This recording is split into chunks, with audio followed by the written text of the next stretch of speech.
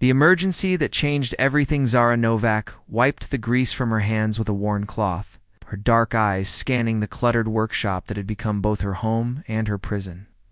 The smell of burning metal and old coffee filled the air as she worked on yet another broken engine for a client who would probably haggle over her already too low prices.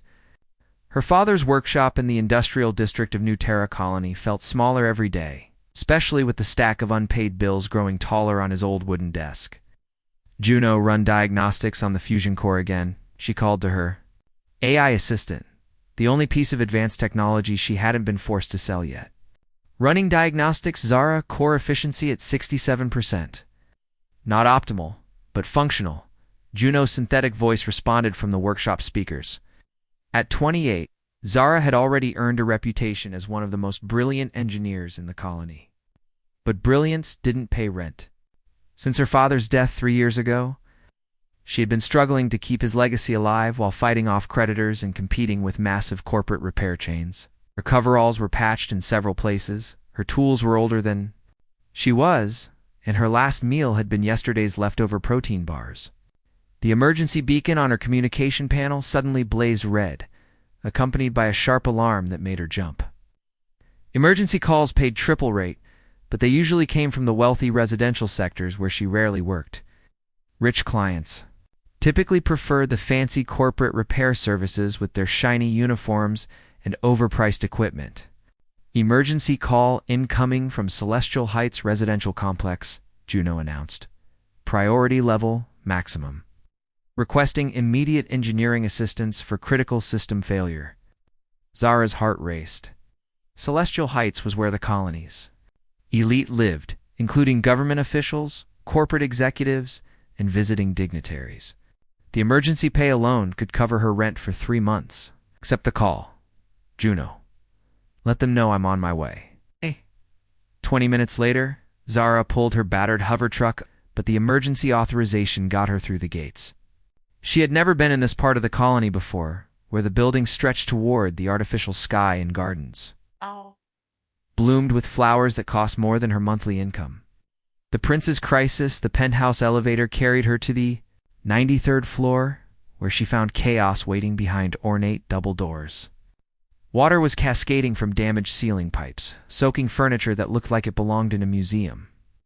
Advanced alien technology sparked and hissed as moisture hit delicate circuits, and the air smelled of ozone and expensive fabric getting ruined. Standing in the middle of this disaster was the most arrogantly beautiful man she had ever seen. He was tall, with sharp features, silver blue eyes that seemed to glow with inner light, and pointed ears that marked him as Zenthari, his perfectly tailored clothes were getting destroyed by the indoor rainstorm. But he seemed more angry than concerned about the water damage. Prince Kale Vorthok of the Zenthari Empire was having the worst day of his diplomatic visit to this primitive human colony. The incompetent human staff had assured him that their advanced technology could handle Zenthari environmental systems.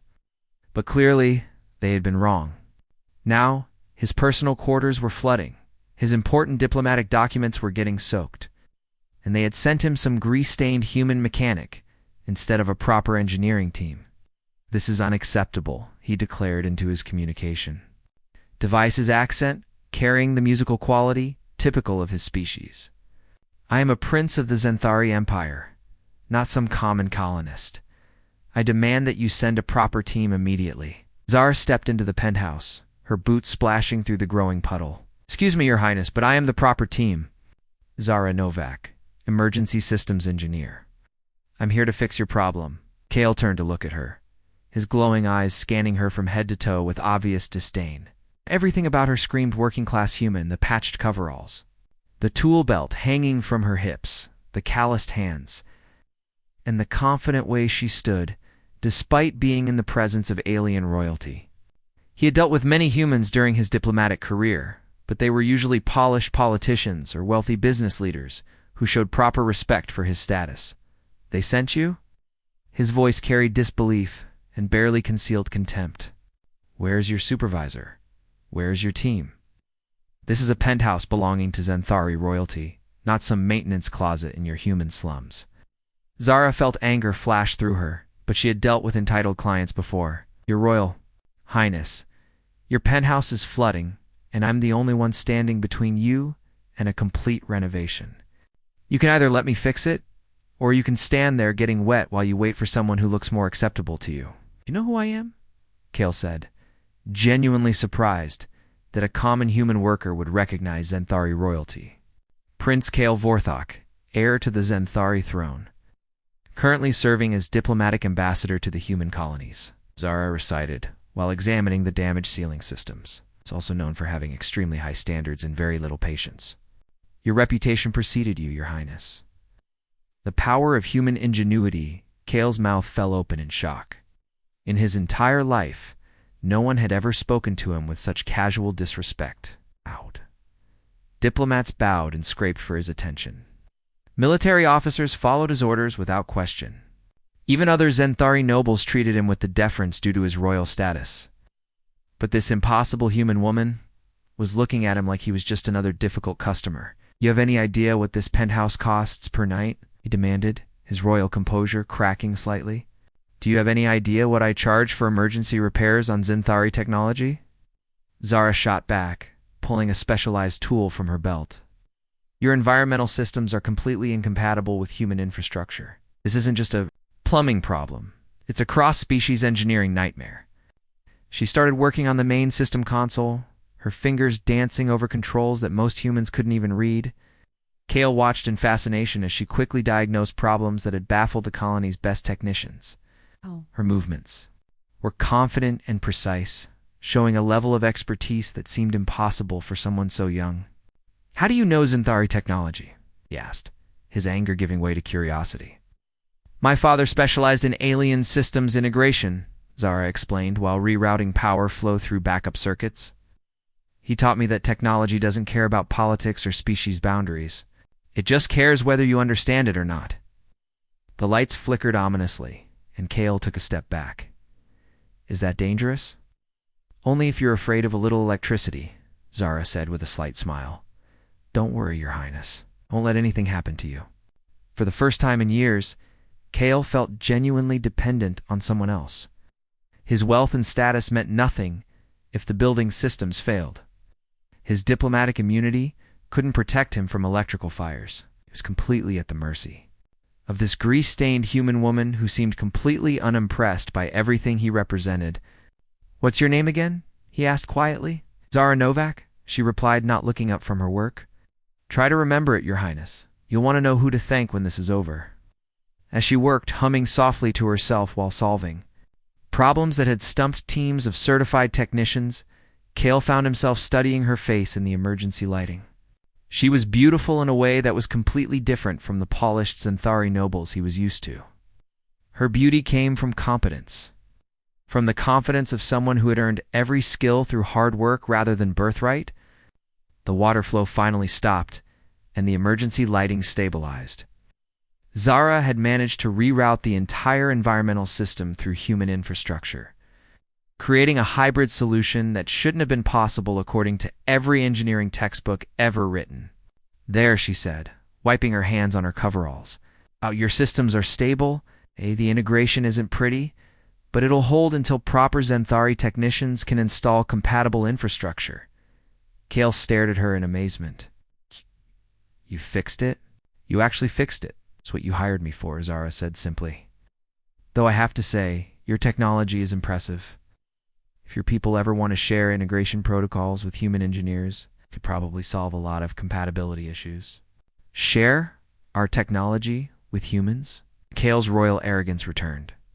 Our technology is centuries ahead of your primitive systems. We don't share our advances with inferior species. The warmth disappeared from Zara's eyes instantly. Right. I forgot for a minute that you're not just another customer. You're alien royalty who thinks humans are beneath you. She started packing her tools with sharp, angry movements. Your Highness, your primitive human engineer has fixed your superior Zenthari technology. I'll send the bill to your diplomatic office. Kale watched her prepare to leave and felt something he had never experienced before. Regret. For the first time in his privileged life, he had met someone who made him want to be better, and he had just insulted her entire species. Zara, wait, he called, as she reached the door. She turned back, her dark eyes flashing with hurt and anger. "What now, Your Highness? Want to remind me that I should feel honored to have served Xanthari royalty?" I wanted to say thank you," Kale said quietly. "What you did tonight was remarkable. You're remarkable." Zara studied his face for a long moment, seeing something in his glowing eyes that looked almost sincere. "Good night, Prince Kale. Try not to flood any more penthouses." As the door closed behind her, Kale stood alone in his partially restored penthouse, realizing that his perfectly ordered world had just been turned upside down by a broke human engineer who had treated him like an equal. For the first time in his life, he felt like he wanted to earn someone's respect instead of simply demanding it. Outside in the hallway, Zara leaned against the wall for a moment, trying to process what had just happened. She had met alien royalty, fixed impossible technology, and somehow managed to feel attracted to the most arrogant being in the galaxy. "Some mistakes," she whispered to herself, "are too expensive to make twice." But as she rode the elevator down 93 floors, Zara couldn't shake the memory of how Prince Kale's eyes had looked when he thanked her. Almost like he had meant it. Almost like he saw her as more than just another inferior human. The mysterious job offer 3 days had passed since the penthouse incident, and Zara couldn't stop thinking about Prince Kale's glowing silver-blue eyes. She tried to focus on her regular work, but every time she looked at alien technology, she remembered the way he had watched her with growing respect and something that looked almost like wonder. It was ridiculous, she told herself. He was alien. Royalty who thought humans were inferior, and she was a broke engineer who couldn't even afford new coveralls. "Incoming priority message from Terra Colonial Engineering Services," Juno announced, as Zara worked on a stubborn plasma coupling. "High-paying contract offer requiring your specific expertise." Zara looked up from her work, surprised. Terra Colonial was the most exclusive engineering firm on the planet, handling only the wealthiest clients and most prestigious projects. They had never contacted her before, probably didn't even know she existed until recently. Display the message, Juno. A holographic display showed a professional-looking woman with perfectly styled hair and an expensive business suit. "Miss Novak, I am Director Chen from Terra Colonial Engineering. We have an unusual request from a private client who specifically asked for your services. The job involves a full systems integration project for a newly acquired property. The compensation is quite generous." Zara's eyes widened when she saw the payment amount. It was enough to pay off all her debts, repair her workshop, and still have money left over for new equipment. There had to be a catch. "The client wishes to remain anonymous, but has requested that you work directly with the property owner to understand the integration requirements. The project location is in the residential district, much more modest than your recent work in Celestial Heights." Something about this felt familiar, but Zara couldn't place why. Anonymous clients who specifically requested her were extremely rare, especially ones offering this kind of money. "If you're interested, please report to the address I'm sending you tomorrow morning. The property owner will be there to explain the project requirements personally." After the message ended, Zara stared at the address. It was in a nice part of the colony, but nothing like the luxury of Celestial Heights. Whoever had hired her wanted privacy and was willing to pay premium rates for it. "Juno, run a background check on this property address. Property records show recent purchase by a shell company registered to Terra Colonial Holdings. Previous owner deceased, property inherited, but never claimed until last week." The whole situation felt suspicious, but the money was too good to refuse. Zara had been struggling for months, and this job could change everything. Meeting Finn Crosta. Next morning, Zara arrived at a comfortable 2-story house with a small garden and solar panels on the roof. It was the kind of place a middle-class family might live. Nothing fancy, but well-maintained.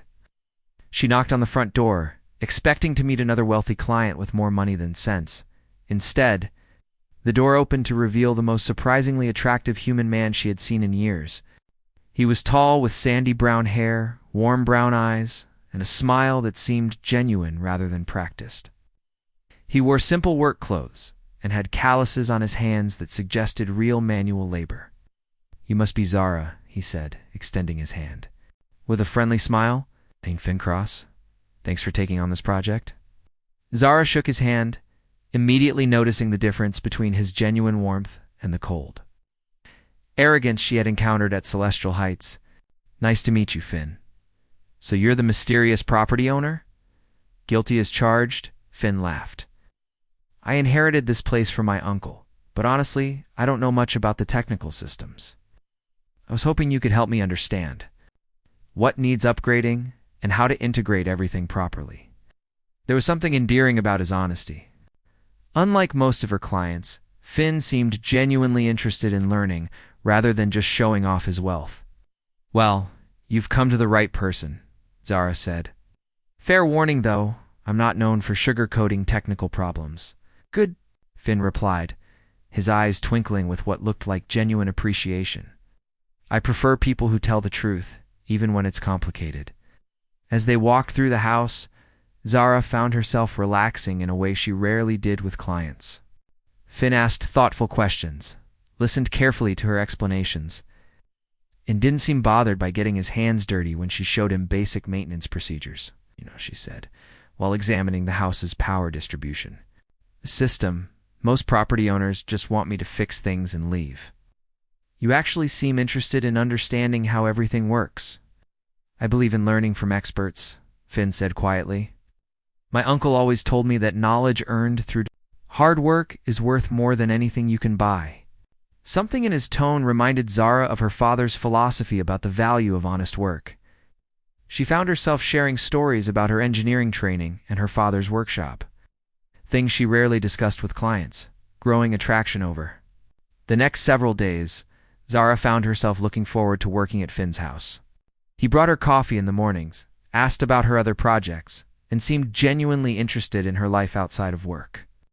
Unlike the wealthy clients who treated her like hired help, Finn talked to her like an equal. "You're different from other property owners I've worked with," she told him on the third day while they worked together, replacing outdated circuits.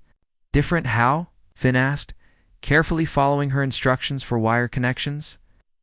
"You don't act like manual work is beneath you. Most people with money think getting their hands dirty is for other people." Finn paused in his work, something flickering across his expression. "I've learned that the most important things in life can't be bought. They have to be earned." There was a weight to his words that suggested deeper meaning, but before Zara could ask what he meant, her communication device chimed with an emergency alert. "Priority message from Luna Martinez," Juno announced through her personal comm unit. Luna was Zara's best friend and fellow engineer, one of the few people who knew about her financial struggles and her father's legacy. If Luna was sending emergency messages, something serious was happening. "Display the message, Juno." Luna's worried face appeared on the small holographic display. "Zara, we need to talk immediately. It's about your current client. Meet me at Rosie's Cafe as soon as you can.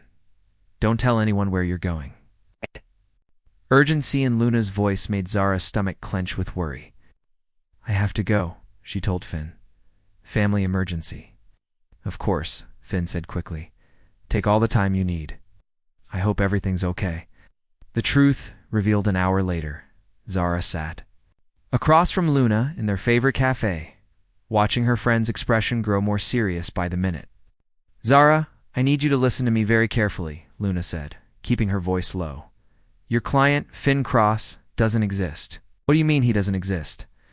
"I've been working with him for 3 days. There's no record of anyone by that name, inheriting property in that district. The shell company that bought the house is registered to an account that traces back to the Zenthari diplomatic mission." Zara felt the world tilt around her. "That's impossible. Finn is human. I've seen his identification, his work permits." "All fake," Luna said gently.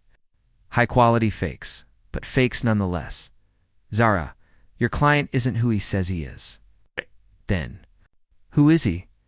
But even as she asked the question, pieces began falling into place.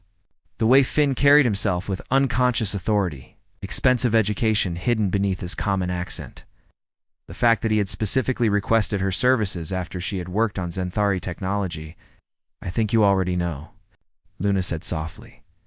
Zara's hands trembled as she pulled out her personal scanner, the one she used to verify client credentials. She ran a deep biological scan on the tissue sample she had collected from Finn's coffee cup, something she did routinely for insurance purposes. The results made her blood run cold. The DNA showed subtle markers that were impossible in baseline humans: slightly different bone density, enhanced cardiovascular efficiency, and cellular structures that could only come from advanced genetic modification or non-human heritage. "He's not human," she whispered. "The question is," Luna said carefully, "what are you going to do about it?" The confrontation that evening, Zara returned to Finn's house with her heart pounding and her mind racing. She had spent hours trying to figure out why an alien would go to such elaborate lengths to deceive her, and the only answer that made sense was the one she least wanted to believe. Finn opened the door with his usual warm smile, but Zara could see it differently now.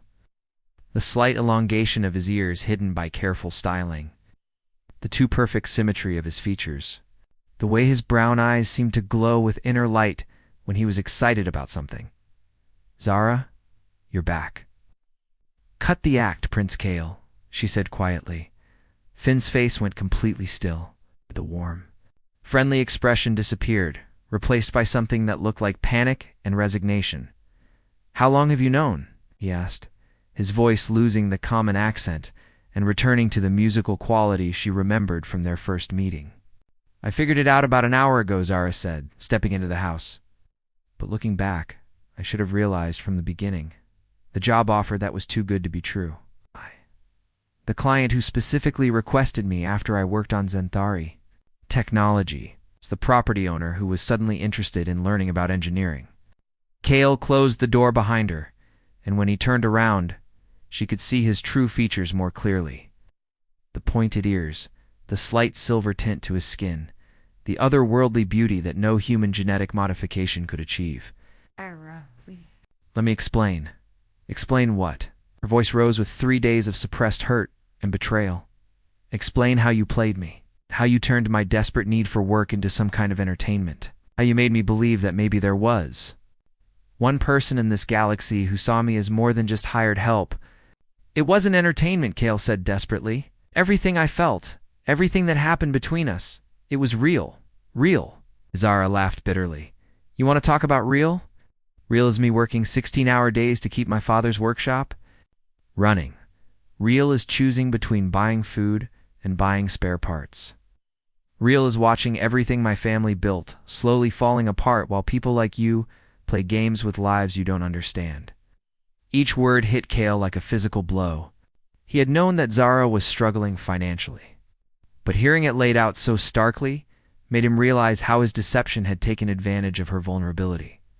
"You think this is some kind of romantic story?" Zara continued, her voice breaking, "where the disguised prince learns valuable lessons about common people and wins the girl. Well, here's reality, Your Highness. I don't need saving, and I'm not a prize to be won through elaborate deceptions." "That's not what this was," Kale said quietly. "Zara, yes, I lied about who I was, but everything else was real. Getting to know you, learning from you, the way I feel about you, that was never fake. Am I supposed to believe anything you say?" Tears threatened to spill from Zara's eyes. "For 3 days I've been falling for someone who doesn't exist. Finn Cross, who inherited his uncle's house, who wanted to learn honest work, who made me feel like maybe I wasn't crazy for believing in people. He's not real, is he?" Kale felt his heart break because she was absolutely right. Finn Cross, the man who had earned her trust and growing affection, was a complete fiction. And Prince Kale Vorthok, arrogant heir to an interstellar empire, was exactly the kind of person she had every reason to despise. "The person you got to know," he said slowly, "the one who listened to your stories about your father, who wanted to understand your work, who thinks you're the most amazing woman in any galaxy. That part was real. That was me, Zara, maybe 4. The first time in my life." Zara stared at him, seeing the alien prince she remembered from the penthouse overlaid with the kind, humble man she had been falling for. "It doesn't matter who you wanted to be, Kale. What matters is what you chose to do. You chose to lie to me from the very beginning." She gathered her tools and headed for the door, pausing with her hand on the handle. That night in your penthouse, when you thanked me for my work, I thought I saw something genuine in you, something worth knowing." Her voice dropped to a whisper. "I wish that person had been brave enough to trust me with the truth instead of hiding behind Finn." Cross. The door closed behind her with a soft click, leaving Cale alone in the house that was supposed to be his chance at a normal life.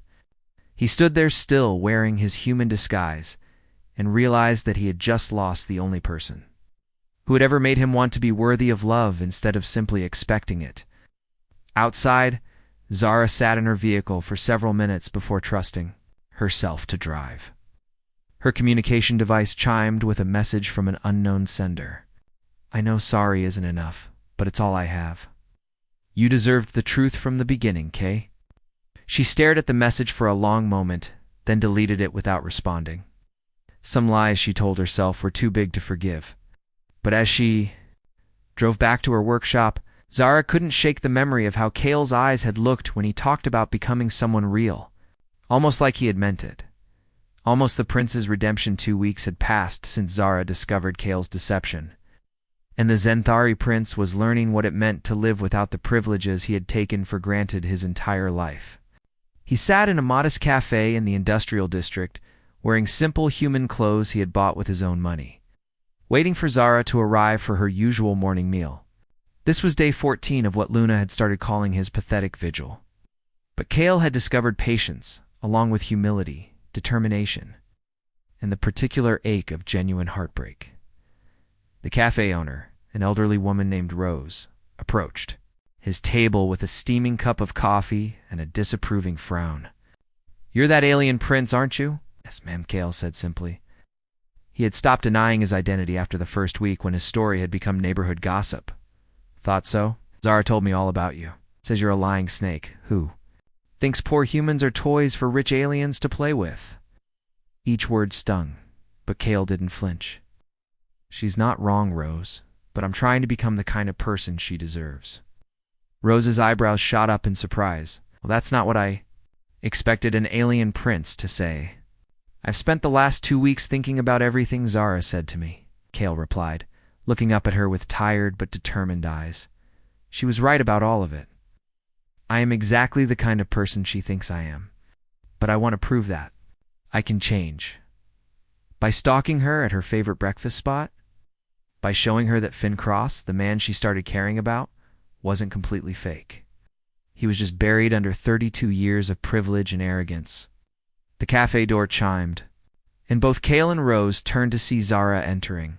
She stopped when she saw him, her expression cycling through surprise, anger, something that might have been pain. Zara stood frozen by the entrance for a moment, then squared her shoulders and walked to her usual corner booth, pointedly ignoring Cale's existence. But he had learned persistence in the past 2 weeks, and he got up and followed her. "Zara, please," he said quietly, stopping beside her table. 5 minutes. That's all I'm asking."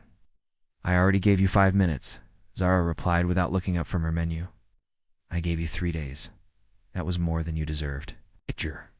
"Right?" Cale said, and something in his tone made her glance up. "You're absolutely right.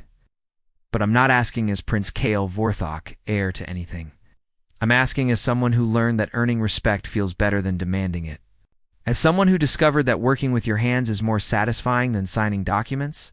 Zara's eyes flicked over his appearance, noting the genuine work clothes, the calloused hands, the exhaustion that came from 2 weeks of physical labor. "What are you wearing?" "Work clothes," Cale said simply. "I got a job, Zara. Real work, with my hands, fixing things that actually matter." The alien invasion. Before Zara could respond, every communication device in the cafe suddenly activated. With an emergency broadcast, the cheerful morning atmosphere vanished as Commander Thorne's stern face appeared on every screen. "Citizens of New Terra Colony, this is an official announcement from the Zenthari Imperial Fleet, by order of Queen Seraphina. This colony is now under Zenthari protection due to recent security threats. All human activities will be supervised by Zenthari authorities until further notice." The cafe erupted in worried murmurs as more details scrolled across the screens. Zenthari ships had taken positions around the planet. Human transportation was restricted. All engineering and technical work required Zinthari approval. Zara's face went pale as she realized what this meant for her business. Her workshop, her entire life, they're taking over, she whispered. Prince Kale Vorthok is hereby ordered to report to the flagship immediately, Commander Thorne continued. Failure to comply will result in severe consequences for the local population. Every eye in the cafe turned to Kale, fear and suspicion replacing curiosity. He was no longer just the alien prince trying to win back a human woman. He was a member of the species that had just conquered their world. You knew about this? Zara said, her voice deadly quiet. This is why you've been here, isn't it? Keeping tabs on the local population while your people plan their invasion? No, Kale said desperately. Zara, I swear to you I had no idea this was happening. I've been completely cut off from Imperial communications. How convenient, Zara stood up, her chair scraping against the floor. The prince claims ignorance while his mother conquers my world. Zara, please, you have to believe me. But she was already walking away, leaving Kale alone in a cafe full of humans who now had every reason to hate everything he represented. The choice an hour later, Kale stood in the teleportation chamber of the Zinthari flagship, facing his mother for the first time in months. Queen Seraphina was a vision of alien perfection, tall and elegant, with silver hair and eyes that glowed like stars. She was also the most powerful ruler in 3-star systems, and had very little patience for her son's recent behavior. Kale, she said, her voice carrying the authority of absolute power. You look terrible. And what are you wearing? Her clothes, mother. I've been learning about honest labor. How revolting, Queen Seraphina wrinkled her nose in distaste. Well, your little vacation among the primitives is over. We have serious matters to discuss. The royal briefing room overlooked New Terra Colony through massive transparent walls. Kale could see Zinthari patrol ships circling the human settlements, and his heart ached, thinking about how frightened Zara must be. Oh.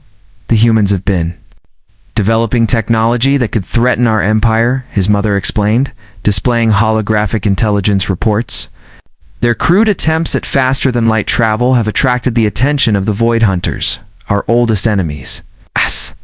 If the Hunters gain access to human worlds, they could use them as staging grounds for attacks on our territory. So you decided to conquer them?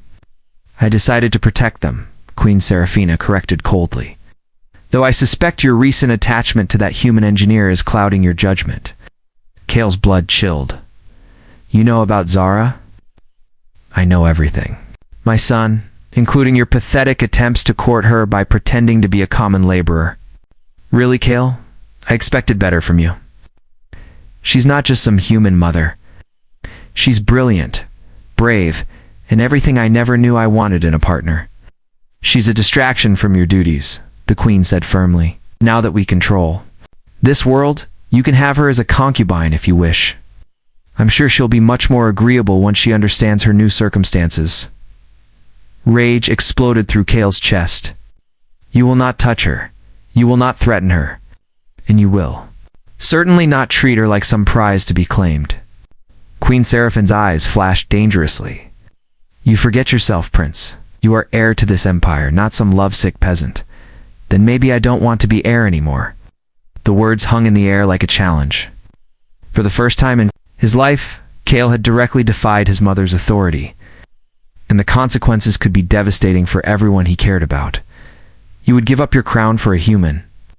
Queen Seraphina asked incredulously. I would give up everything for the chance to be worthy of her respect. The ultimate test that evening, Kale stood outside Zara's workshop in the industrial district, knowing this might be the last time he ever saw her. Zinthari guards flanked him, a reminder that he was no longer just a man trying to win back the woman he loved. He was an alien prince whose people had conquered her world. Zara emerged from her workshop, her clothes stained with grease and her eyes red from crying. When she saw him with his royal escort, her expression hardened into something that looked like hatred. Come to gloat, Your Highness. Come to see how the conquered humans are adjusting to their new masters. I came to say goodbye, Kale said quietly. What? And to give you something? He handed her a datapad containing engineering schematics unlike anything she had ever seen. Advanced propulsion systems, defensive technologies, manufacturing processes that could revolutionize human civilization. What is this? Everything my people know about faster-than-light travel and defensive systems. Everything you need to protect your world and reach the stars on your own terms. Zara stared at the schematics, her engineer's mind immediately recognizing their value.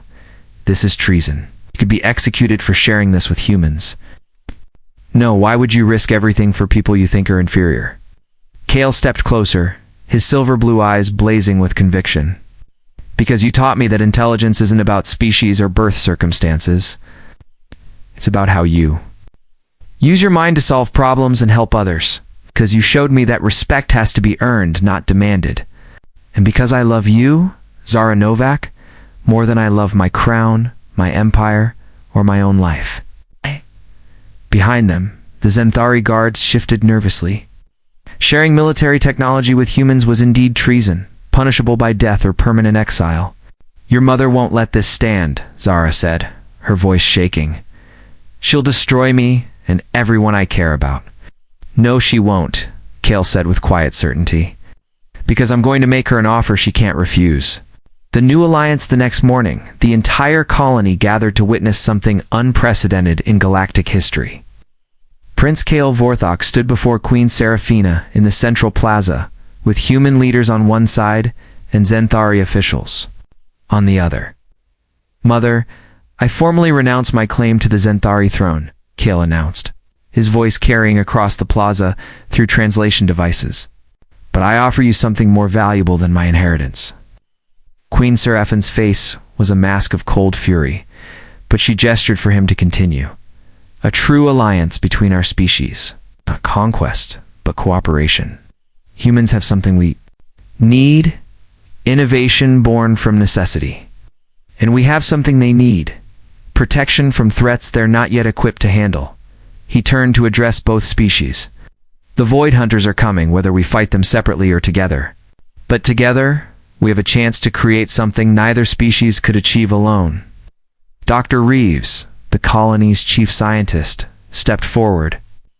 The prince has shared defensive technologies that could protect not just our world, but create a buffer zone against these Void Hunters. Captain Nova of the human space fleet added, our ships are fast and maneuverable. Combined with Zenthari defensive systems, we could create a joint fleet unlike anything the galaxy has seen. Seraphina studied the crowd, seeing something. She hadn't expected hope, humans and Zenthari working together instead of one ruling the other. And what do you propose to do with yourself, my foolish son, if you're no longer a prince? Kale looked across the plaza to where Zara stood with her fellow engineers, her eyes wide with amazement and something that might have been love. Proposed to be the first Zenthari to earn his place in human society through merit instead of birthright. I want to work alongside the most brilliant engineer in the galaxy if she'll have me.